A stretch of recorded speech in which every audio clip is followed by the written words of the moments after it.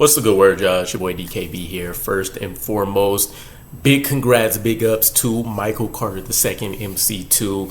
A well-deserved contract. This is the first player from all of Joe Douglas' draft picks so far to receive an extension. And again, I don't think he could go to a better person at this point in time, right?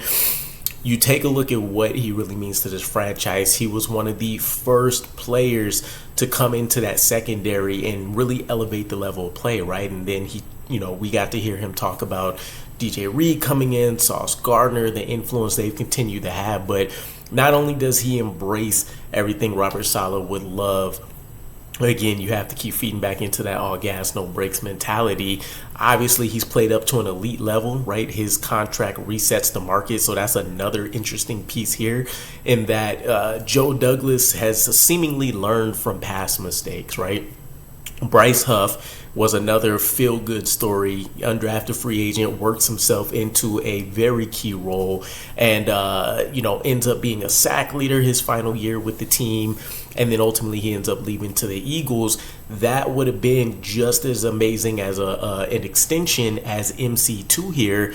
And in this case, Joe Douglas doesn't wait for us to even get that far to where negotiations are failing.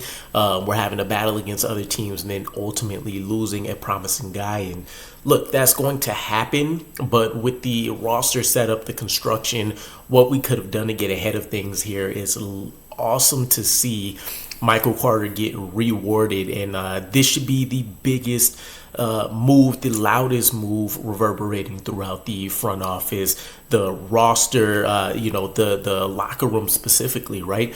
We've been pretty much hounding and pouncing over this Haason Reddick situation since we traded for him.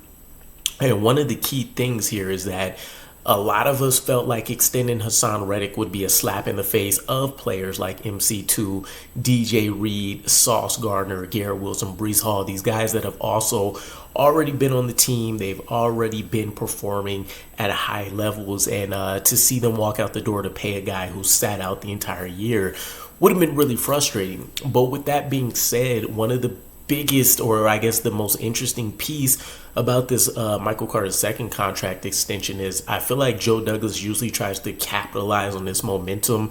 I don't remember if I'm thinking about this the right way, but it feels like he kind of handles stuff like this in batches. Quentin Williams got his contract extension. I think JFM got his a little later, maybe a little bit before in that same offseason, which came as a surprise. But there could be more moves here, right? And I say that because MC2's contract, it doesn't even kick in until next year. So we made two moves. Tyler Conklin and I believe Quincy Williams restructured the contract. It gave us about $8 million in cap relief.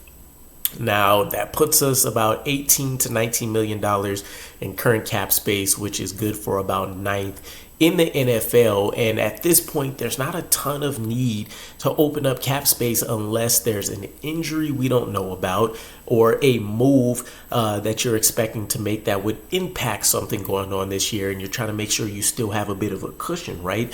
So a couple of situations jumped right to my mind, right? There's a handful of names here, and we'll chat a little bit about all of them. Haason Reddick, Davante Adams, Breece Hall, Ashtyn Davis, Jamien, Sherwood, actually 6, and Tony Adams, right? Now, the big two names, Haason Reddick, it would signal potentially that there's two routes here. Haason Reddick may be willing to just get a sweeten the pot deal, and we fully guarantee this year and add some incentives built in to, get him in the building.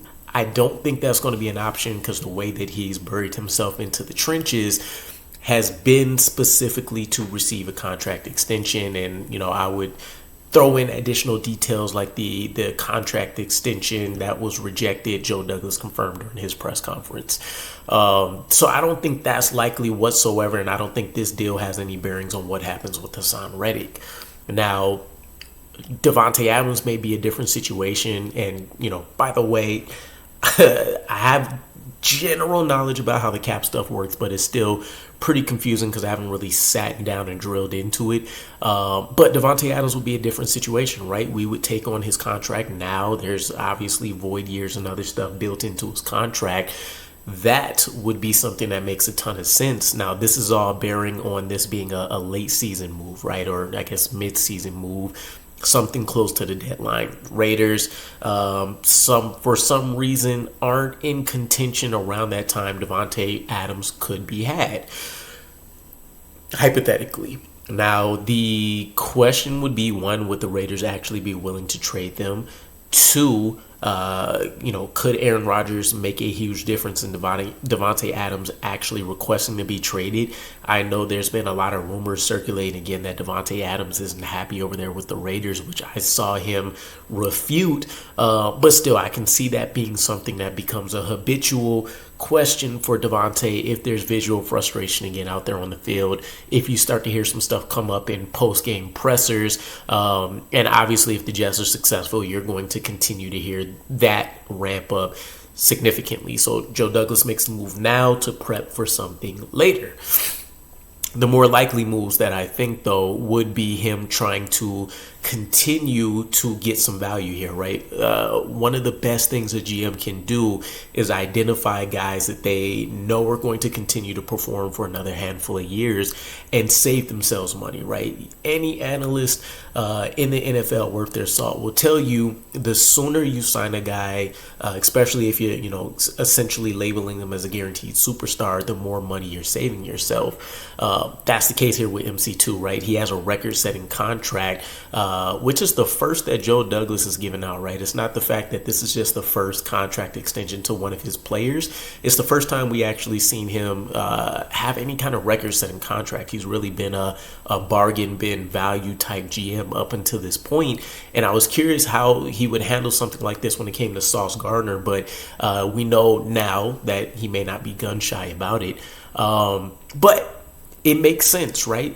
Continue to lock in some of your core pieces while things look high now. A year from now, when you continue to see some more contracts get doled out, it's going to be a huge savings for you, right? Jamar Chase could probably have saved the Bengals probably could save themselves anywhere between $5 to $15 million if they would have signed him a while ago, as opposed to seeing Justin Jefferson get his contract and Amon-Ra St. Brown and the likes of I'm thinking the Jaguars receiver Calvin Ridley, right?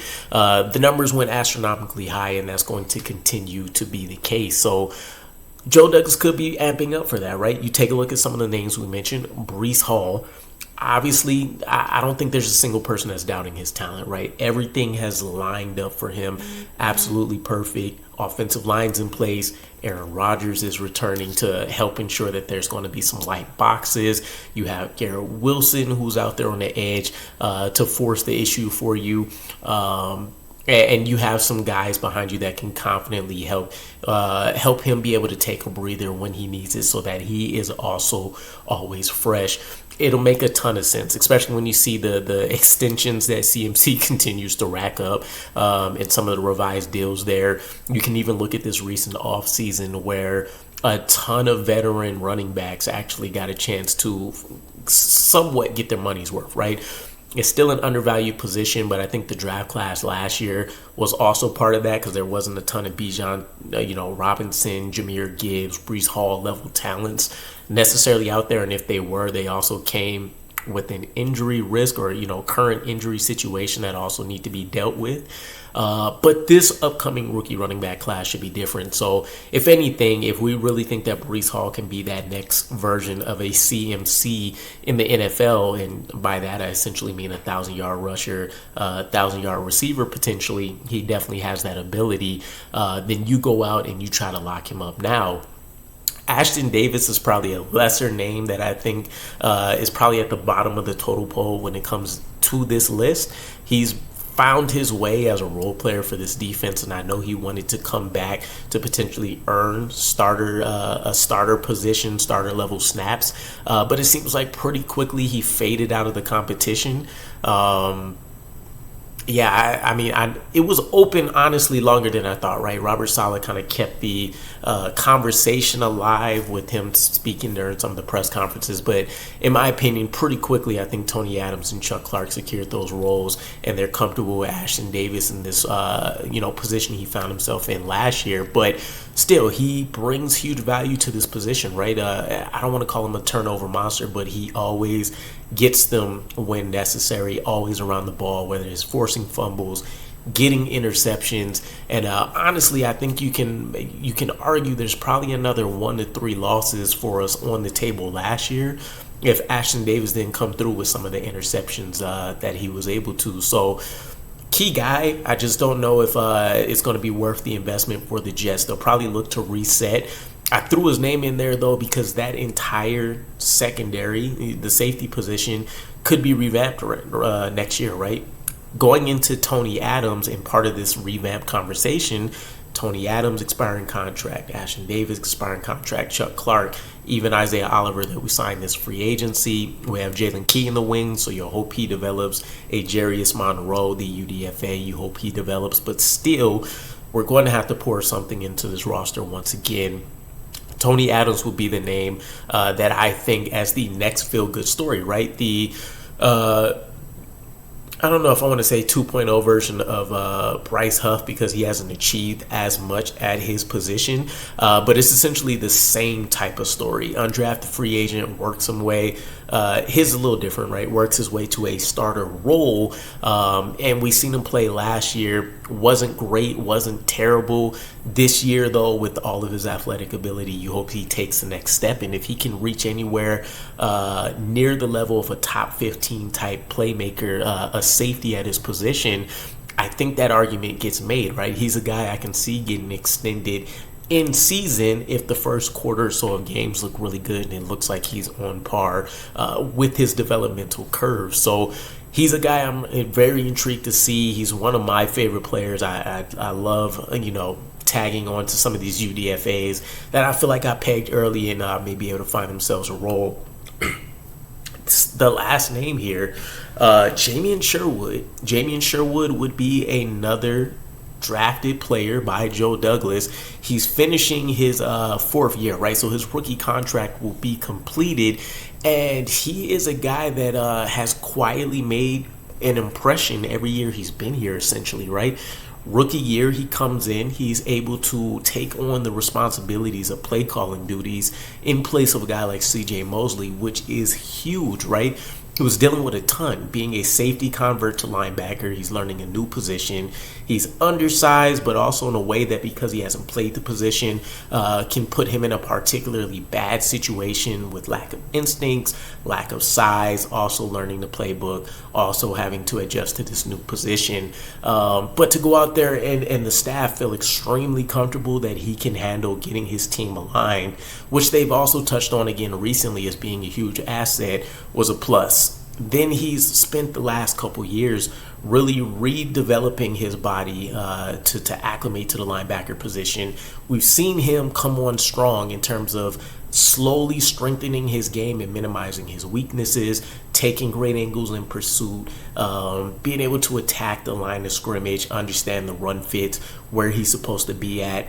Coverage, I think, can still be a bit shaky, but there's also only so much you can do between a couple non-healthy off seasons because he has been hit with some injuries as well as in season, and then of course not getting the normal starting level snaps that maybe a third linebacker would with the way that we play some of our coverages and having Ashtyn Davis come in as that extra DB as opposed to having Jamien Sherwood out there. But he's a guy that a lot of people think is the future after CJ Mosley, so it would make sense to find a way to keep him, even though there's some interesting talents behind him, such as Chaz Surratt, who seems to have bought a lot of favor from the coaching staff, and there's Zaire Barnes, who could be another Jamien Sherwood type player as a guy that just quietly improves and offers sound play. So I'm interested to see how we play this. I really doubt that we've made these roster movements to not spend the money, and I don't think it's an emergency break the glass situation.